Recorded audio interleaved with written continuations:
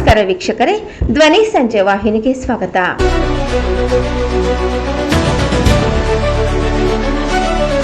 ದಿವಸ ನಮ್ಮೆಲ್ಲರಿಗೂ ಶುಭ ದಿನ.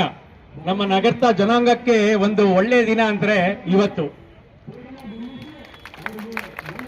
ಯಾಕೆಂದ್ರೆ ಯಾಕೆ ಈ ವಿಷಯ ನಾನು ಹೇಳಲಿಕ್ಕೆ ಇಷ್ಟಪಡ್ತೀನಿ ಅಂದ್ರೆ, ಸಾಕಷ್ಟು ವರ್ಷಗಳಿಂದ ನಮ್ಮ ಹಿರಿಯರು ಈ ಒಂದು ಸಂಘವನ್ನ ಒಂದು ನೆಲೆ ಮುಟ್ಟಿಸ್ಬೇಕು, ಒಂದು ದಡ ಮುಟ್ಟಿಸ್ಬೇಕು ಅಂತೇಳಿ ಸಾಕಷ್ಟು ಪ್ರಯತ್ನಗಳನ್ನ ಮಾಡ್ಕೊಂಡು ಬಂದಿದ್ವಿ. ಆದ್ರೂ ಯಾವುದೋ ಕಾರಣಾಂತರಗಳಿಂದ ಅದು ಈಡೇರ್ತಾ ಇರಲಿಲ್ಲ.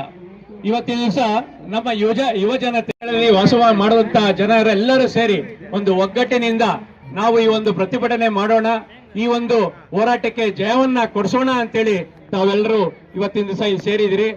ನಿಮ್ಮೆಲ್ಲರಿಗೂ ನಾನು ಅಭಿನಂದನೆಗಳನ್ನ. 5 ಜಿಲ್ಲೆಗಳು, ನಮ್ಮ ಕೋಲಾರ ಆಗ್ಬೋದು, ಬೆಂಗಳೂರು ಆಗ್ಬೋದು, ಚಿಕ್ಕಬಳ್ಳಾಪುರ, ಮೈಸೂರು, ಬೆಂಗಳೂರು ಗ್ರಾಮಾಂತರ, ಈ ಒಂದು 5 ಜಿಲ್ಲೆಗಳು, 5 ಜಿಲ್ಲೆಗಳಲ್ಲಿ 5-6 ಸಂಘಗಳು ತಮ್ಗೆಲ್ಲ ಗೊತ್ತಿರ್ಬೋದು. ಒಂದು ಟೇಕಲಲ್ಲಿ ಒಂದು ಸಂಘ ಇದೆ, ಆನೆಕಲ್ಲಲ್ಲಿ ಒಂದು ಸಂಘ ಇದೆ, ಚಿಕ್ಕದಾಸರಳ್ಳಿಯಲ್ಲಿ ಒಂದು ಸಂಘ ಇದೆ, ಬೆಂಗಳೂರಲ್ಲಿ ಒಂದು ಸಂಘ ಇದೆ, ಕೋಲಾರಲ್ಲಿ ಒಂದು ಸಂಘ ಇದೆ. ಈ ಒಂದು 5 ಸಂಘಗಳು ನಮ್ಮಲ್ಲಿ ಅಲ್ಪ ಮಟ್ಟಿಗೆ ಅಲ್ಲಲ್ಲೇ ಒಂದು ಸ್ವಲ್ಪ ಚಿಕ್ಕದಾಗಿ ನಮ್ಮ ಜನಾಂಗಕ್ಕೋಸ್ಕರ ಕೆಲಸ ಮಾಡ್ತಾ ಇದ್ರು. ಇವತ್ತಿನ ದಿವಸ ಈ ವೇದಿಕೆಯನ್ನ ಏರ್ಪಡಿಸಿ ಎಲ್ಲ ಸಂಘಗಳನ್ನು ಒಂದೆಡೆಗೆ ತಂದು ಒಂದು ಮುಷ್ಟಿಯನ್ನ ಮಾಡಿ, 5 ಸಂಘಗಳನ್ನ ಒಂದು ಮುಷ್ಟಿಯನ್ನ ಮಾಡಿ ಈ ಹೋರಾಟಕ್ಕೆ ಕರೆ ಕೊಟ್ಟಿರೋರಿಗೆ ಧನ್ಯವಾದಗಳು ಸರ್. ಇದೇ ರೀತಿ ಈ ಒಂದು ಏನು ಹೋರಾಟ ಇದೆ, ಇದು ಆರಂಭ, ಅಂತ್ಯ ಅಲ್ಲ. ಈ ಒಂದು ಆರಂಭ ನಮಗೆ ಇದು ಒಂದು ತಾತ್ವಿಕ ನೆಲೆಯನ್ನ ಮುಟ್ಟುವವರೆಗೆ ಈ ಒಂದು ಹೋರಾಟ ಆಗ್ತಾ ಇರಬೇಕು. ಈ ಹೋರಾಟಕ್ಕೆ ಎಲ್ಲ ಸಂಘ ಸಂಸ್ಥೆಗಳು ಮತ್ತೆ ತಮ್ಮಲ್ಲಿರುವಂತ ಮನಸ್ತಾಪಗಳು ಮತ್ತೆ ನಾನು ನೀನು ಮೇಲು ಕೀಳು ಎಲ್ಲದನ್ನು ಬಿಟ್ಟು ನಮ್ಮ ನಗರದ ಜನಾಂಗಕ್ಕೋಸ್ಕರ ನಾವೆಲ್ಲರೂ ಇವತ್ತಿನ ದಿವಸ ಪಣ ತೊಡ್ತಾ ಇದ್ದೇವೆ. ನಮ್ಮಲ್ಲಿ ಯಾವುದೇ ಭೇದ ಭಾವ ಇಲ್ಲ ಇಲ್ಲ ಇಲ್ಲ. ನಮ್ಗಿರೋದೊಂದೇ ನಗರದ ಜನಾಂಗದ ಏಳಿಗೆ ಮತ್ತು ನಮ್ಮ ಮುಂದಿನ ಮಕ್ಕಳ ಭವಿಷ್ಯವನ್ನ ಈ ನಿಟ್ಟಿನಲ್ಲಿ ಇಟ್ಕೊಂಡು ನಾವು ಮುಂದುವರಿಬೇಕು ಅಂತೇಳಿ ನಮ್ಮೆಲ್ಲ ಸಂಘ ಸಂಸ್ಥೆಗಳಿಗೂ ಮತ್ತು ಎಲ್ಲ ಜಿಲ್ಲೆಗಳಲ್ಲಿ ಇರುವಂತ ನಮ್ಮ ನಗರದ ಜನಾಂಗಕ್ಕೆ ಕೇಳ್ಕೊಳ್ತಾ ಇದ್ದೀನಿ. ಇಲ್ಲಿವರೆಗೂ ನೆನೆಯವರೆಗೂ ಏನಾಗಿತ್ತು ನಾವೆಲ್ಲರೂ ಮರ್ತಿದೀವಿ. ಮುಂದೆ ಏನಾಗ್ಬೇಕು, ನಮ್ಮ ಗುರಿ ಏನು, ಆ ಗುರಿಯನ್ನು ಅಯೋಧ್ಯ ನಗರ ನಾಮಧಾರಿ ನಗರ ಅಂದ್ಬಿಟ್ಟು ನಾವು ಏನಕ್ಕೆ ಇವತ್ತು ಬೆಂಗಳೂರುವರೆಗೂ ನಾವು ಬಂದಿರೋಂಥದ್ದಪ್ಪ ಅಂದ್ರೆ, ನಮ್ಮ ಸಮುದಾಯದ ಅಥವಾ ನಮ್ಮ ಸಮಾಜದಲ್ಲಿ ಪ್ರತಿಯೊಬ್ಬ ವ್ಯಕ್ತಿ ಹತ್ರ ಒಂದು ಜಾತಿ ಪ್ರಮಾಣ ಪತ್ರ ಇದೆ. ಆದ್ರೆ ನಮ್ಮ ಸಮುದಾಯದ ಹತ್ರ 75 ವರ್ಷ ಆಗ್ತಾ ಬಂದ್ರೂ ಸಹ ನಾವು ಇನ್ನೂ ಸಹ ಒಂದು ಜಾತಿ ಪ್ರಮಾಣ ಪತ್ರ ಅನ್ನೋದೇ ನೋಡಿಲ್ಲ. ನಾವು ಏನಕ್ಕೆ ಜಾತಿ ಪ್ರಮಾಣ ಪತ್ರನ ಇಷ್ಟು ಹೈಲೈಟ್ ಮಾಡ್ತಾ ಇದೀವಪ್ಪ ಅಂದ್ರೆ, ಸರ್ಕಾರದ ಒಂದು ಪ್ರತಿ ಅಪ್ಲಿಕೇಶನ್ ಏನಾದ್ರೂ ನಾವು ಫಿಲ್ ಮಾಡ್ಬೇಕಾದ್ರೆ ಇವತ್ತು ಜಾತಿ ಪ್ರಮಾಣ ಪತ್ರ ಕಡ್ಡಾಯ ಅಂತ ಮಾಡಿದ್ದಾರೆ. ಆದ್ರೆ ನಮ್ಮ ಸರ್ಕಾರ ನಮ್ಮ ಜಾತಿಯನ್ನ ಇನ್ನೂ ಗೆಜೆಟ್ ಲಿಸ್ಟ್ಗೆನೇ ಸೇರಿಸಿಲ್ಲ. ನಮ್ಗೆ ಹಾಗಾಗಿ ಒಂದು ಜಾತಿ ಪ್ರಮಾಣ ಪತ್ರನೂ ಸಿಕ್ತಿಲ್ಲ. ಆದ್ರೆ ನಮ್ಮ ಕಮ್ಯುನಿಟಿನಲ್ಲೇ ಇದ್ದಂತಹ ಆಂಧ್ರ ಪ್ರದೇಶ ಮತ್ತೆ ತಮಿಳುನಾಡು ಭಾಗಗಳಲ್ಲಿ ಏನಿದಾರೋ ಅವರಿಗೆ 1985ರಿಂದನೇ 2A ಅನ್ನೋ ಕ್ಯಾಟಗರಿನಲ್ಲಿ ಅವರಿಗೆ ಸರ್ಟಿಫಿಕೇಟ್ ಇಶ್ಯೂ ಮಾಡಿದ್ದಾರೆ. ಅವ್ರು ಎಲ್ಲಾ ಸೌಲಭ್ಯ ಪಡ್ಕೊಂಡಿದ್ದಾರೆ ಸರ್.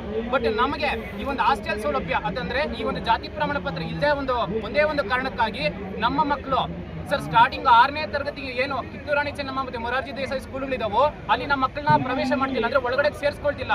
ರೀಸನ್ ಅಂದ್ರೆ ನಿಮ್ಮ ಹತ್ರ ಜಾತಿ ಪ್ರಮಾಣ ಪತ್ರ ಇಲ್ಲ, ನಿಮ್ಮನ್ನ ಇಲ್ಲಿಗೆ ನಾವು ಸೇರಿಸ್ಕೊಳ್ಳೋದಕ್ಕೆ ಆಗೋದಿಲ್ಲ ಅಂತಾರೆ. ನಾವೇನಾದ್ರೂ ಒಂದು SSLC PUC ಮುಗಿಸಿ ಕಾಲೇಜ್ ಓದೋಣ ಅಂತ ಹೇಳ್ಬಿಟ್ಟು ಒಂದು ನಗರ ಭಾಗಕ್ಕೆ ತಾಲೂಕು ಜಿಲ್ಲಾ ಕೇಂದ್ರಗಳಿಗೆ ಬಂದಾಗೊಮ್ಮೆ ನಮ್ಮ ಸರ್ಕಾರನೇ ಮಾಡಿರಂತಹ ಒಂದು PCM ಹಾಸ್ಟೆಲ್ ಒಳಗಡೆ ಹೋಗೋದಕ್ಕೆ ವಾರ್ಡನ್ ಸರ್ ಸಹ ಬಿಡೋದಿಲ್ಲ. ಯಾಕೆ ಸರ್ ಅಂತ ಕೇಳಿದ್ರೆ, ನಿಮ್ಮ ಹತ್ರ ಜಾತಿ ಪ್ರಮಾಣ ಪತ್ರ ಇಲ್ಲ, ನಮ್ಮ ಹತ್ರ ಏನಿದ್ರು SC ST ಮತ್ತೆ OBC ಅಂದ್ರೆ 2A 2B 3A 3B ಈ ತರ ಕೆಟಗರಿ ಯಾವ್ದಾದ್ರು ಇದ್ರೆ ಮಾತ್ರನೇ ನಾವು ಸೇರಿಸ್ಕೊಳ್ಳುವಂಥದ್ದು. ಸಾಮಾನ್ಯ ವರ್ಗದವ್ರಿಗೆ ನಾವು ಇಲ್ಲಿ ಕೊಡೋದಿಲ್ಲ ಅಂತ ಹೇಳಿದ್ರೆ, ನಾವು ನಮ್ಮವರೆಲ್ಲರೂ ಈ ಒಂದು ಕೋಲಾರ ಚಿಕ್ಕಬಳ್ಳಾಪುರ ಗ್ರಾಮೀಣ ಪ್ರದೇಶದಲ್ಲಿ ವಾಸ ಮಾಡ್ತಾರೆ ಸರ್. ಪ್ರತಿಯೊಬ್ರು ಸಹ ರೈತರು ಬೆಳಿಗ್ಗೆ ಎದ್ರೆ ತಮ್ಮ ಕೆಲಸಗಳು ಮಾಡೋದಕ್ಕೆ ತಮ್ಮ ಜಮೀನುಗಳಲ್ಲಿ ಬೆಳಿಗ್ಗೆ ಹೋದ್ರೆ ಸಂಜೆವರೆಗೂ ದುಡಿತಾರೆ. ತಮ್ಮ ಮಕ್ಕಳನ್ನ ಏನೋ ಒಂದು ಓದಿಸೋಣ ಮಾಡೋಣ ಅಂತ ಹೇಳ್ಬಿಟ್ಟು ದಿನಕ್ಕೆ ಬೇರೆ ಸುಮಾರು ಒಂದು 50 ಭಾಗದಷ್ಟು ಜನ ಕೂಲಿ ಕಾರ್ಮಿಕರಾಗಿ ಬೇರೆಯವ್ರ ಜಮೀನುಗಳಲ್ಲಿ ಕೆಲಸ ಮಾಡ್ಕೊಂಡು ತಮ್ಮ ಮಕ್ಕಳನ್ನ ಬಂದು ಓದಿಸ್ತಾ ಇದ್ರೆ, ನಮ್ಮ ಒಂದು ಜನಾಂಗದ ಹೆಣ್ಮಕ್ಳು ಏನಾದ್ರೂ ಕಾಲೇಜ್ ಮಟ್ಟಕ್ಕೆ ಬಂದಾಗ PGಗಳಲ್ಲಿ ಉಳ್ಕೊಳ್ಳೋದಕ್ಕೆ ಆ ಮಟ್ಟಕ್ಕೆ ನಾವು ಸೌಲಭ್ಯ ಕೊಡೋದಕ್ಕೆ ನಮ್ಮ ರೈತರ ಕಡೆಯಿಂದ ಆಗೋದಿಲ್ಲ. ಇಷ್ಟೇ ಸಾರಿ ನಾವು ಸರ್ಕಾರಕ್ಕೆ ಹೋಗಿ ನಾರ್ಮಲ್ ಆಗಿ ಒಂದು ಅಪ್ಲಿಕೇಶನ್ಸ್ ಕೊಟ್ಟು ಬರ್ತಾ ಇದ್ರು ಅವರೆಲ್ಲ ನೆಗ್ಲೆಕ್ಟ್ ಮಾಡ್ತಾನೆ ಇದ್ದಾರೆ. 1992 ಇಂದ ನಾವು ಸರ್ಕಾರಕ್ಕೆ ಅಪ್ರೋಚ್ ಮಾಡ್ತಾನೆ ಇದೀವಿ. ಬಟ್ ಯಾರೊಬ್ರು ಸಹ ನಮ್ಮ ಬಗ್ಗೆ ತಲೆ ಕೆಡಿಸ್ಕೊಳ್ತಿಲ್ಲ. ಯಾಕಂದ್ರೆ ನಾವು ಅಲ್ಪರಾಗಿ ಈ ಒಂದು ಕರ್ನಾಟಕದಲ್ಲಿ ಉಳ್ಕೊಂಡಿರೋಂಥದ್ದು ಕೇವಲ ಕೋಲಾರ, ಚಿಕ್ಕಬಳ್ಳಾಪುರ, ಬೆಂಗಳೂರು ಗ್ರಾಮಾಂತರ ಮತ್ತೆ ಬೆಂಗಳೂರು ನಗರ ಬಿಟ್ರೆ ಇಡೀ ರಾಜ್ಯದಲ್ಲಿ ಎಲ್ಲೂ ಯಾವುದೇ ಜಿಲ್ಲೆನಲ್ಲೂ ನಾವಿಲ್ಲ. ಮೈಸೂರಲ್ಲಿ ಒಂದು 4-10 ಕುಟುಂಬ ಇದ್ರೆ ಬಿಟ್ರೆ ನಾವು ಮ್ಯಾಕ್ಸಿಮಮ್ ಈ 4 ಜಿಲ್ಲೆನಲ್ಲಿ ಮಾತ್ರನೇ ವಾಸ ಮಾಡ್ತಾ ಇದ್ದೀವಿ. ಏನು ಒಂದು ಅಯೋಧ್ಯೆ ಶ್ರೀರಾಮನ ಜೊತೆನಲ್ಲಿ ಏನು ನಾವೆಲ್ಲ ಆ ಕಡೆಯಿಂದ ನಮ್ಮ ಮೂಲ ಪುರುಷರು ಏನಿದ್ರು ಅಯೋಧ್ಯೆಯಿಂದ ಈ ಕಡೆ ವಲಸೆ ಬಂದಂತವ್ರು. ಸೊ ಅವ್ರ ಕಾರ್ಯ ಏನು ಲಂಕೆಗೆ ಹೋಗಿ ಮತ್ತೆ ಸೀತೆಯನ್ನು ವಾಪಸ್ ಕರ್ಕೊಂಡು ಹೋಗ್ಬೇಕಾದ್ರೆ ನಾವು ಇಲ್ಲೇ ಉಳ್ಕೊಂಡ್ಬಿಟ್ವಿ. ಸೊ ಆ 4 ಜಿಲ್ಲೆಗಳಲ್ಲಿ ಮಾತ್ರ ಉಳ್ಕೊಂಡಿದ್ದೀವಿ. ನಮ್ಮನ್ನು ಇದುವರೆಗೂ ಯಾವುದೇ ಸರ್ಕಾರಗಳು ಗುರುತಿಸಿಲ್ಲ. ನನ್ನ ಹತ್ರ BPL ಕಾರ್ಡ್ ಐತೆ, ಅಂದ್ರೆ ಬಿಲೋ ಪ್ರಾವರ್ಟಿ ಲೈನ್ ಅಂತ ಹೇಳ್ಬಿಟ್ಟು ನನಗೆ ಗುರುತಿಸಿದ್ದಾರೆ. ನನಗೆ ನಮ್ಮ ಮನೆ ಹತ್ರನೇ ಅಕ್ಕಿ ಕಳಿಸ್ತಾರೆ. ನಾವು ಏನ್ ಬೇಕಾದ್ರೂ ಅಲ್ಲಿ ಊಟ ಮಾಡ್ಕೊಂಡು ನೆಮ್ಮದಿಯಾಗಿ ಜೀವನ ನಡೆಸ್ಬೋದು. ಎಲ್ಲಿ ಜೀವನ ನಡೆಸ್ಬೋದು?